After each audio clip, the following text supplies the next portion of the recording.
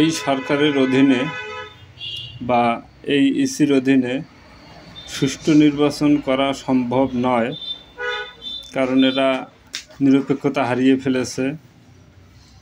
এরা দুই তিনটি দলের কথায় চলে, দুই তিনটি দল যা বলে তাই করে। তাই বলছি, এই সরকারের অধীনে সুষ্ঠু নির্বাচন সম্ভব নয়। আপনারা নিজেই শুনে নেন ইসি কি বলেছে।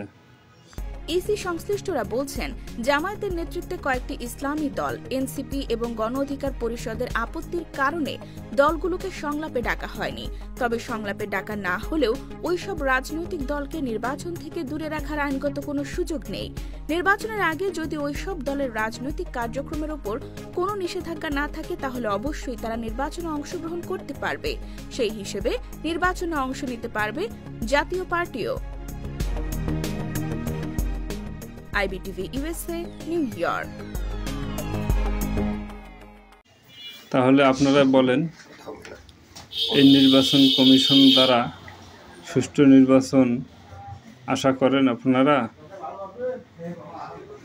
আপনাদের মতামত কমেন্টে জানিয়ে দেবেন।